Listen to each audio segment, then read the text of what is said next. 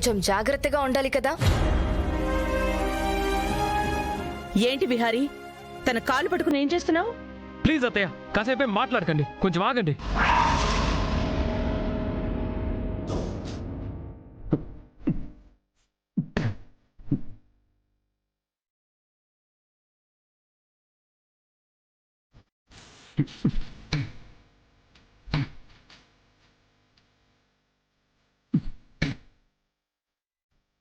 బావా, అలా చేయటం నీకు కూడా ప్రమాదమే. బావా, నీకే అలా చేయటం నీకు డేంజర్. పోనీ హాస్పిటల్కి తీసుకెళ్దాం. అంత టైం లేదు సహస్రా, చాలా ప్రమాదకరమైన పాము కాటేసింది. హాస్పిటల్కి వెళ్ళే టైం లేదు.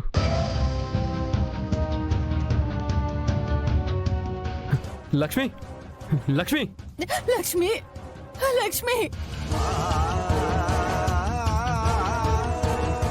అరే పండు, నువ్వు వెళ్ళి వాటర్ తీసుకురా. త్వరగా సరే వెళ్ళు. బాబు. లక్ష్మి,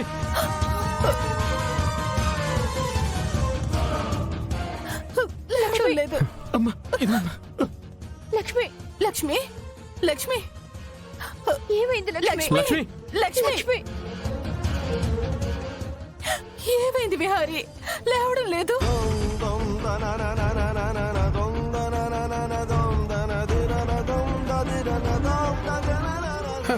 చచ్చిందేమో. ఇది చస్తే సగం దరిద్రం వదిలిపోయినట్టే. బావకి నాకు మధ్యన అడ్డు తొలగిపోతుంది. విహారీ, డాక్టర్ని పిలుద్దామా? ఆ పండు బాబు, మన కాలనీ చివర డాక్టర్ గారు ఇల్లు ఉంది.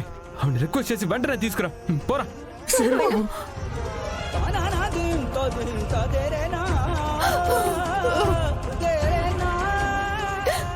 లక్ష్మి, లక్ష్మి, లే లక్ష్మి. ఎంత కంగారు పడిపోతున్నావు బావ నువ్వు? లక్ష్మి, లే లక్ష్మి. విహారీ, ఇక్కడమ్మా. లక్ష్మి, రండి డాక్టర్ గారు. డాక్టర్ చూడండి డాక్టర్.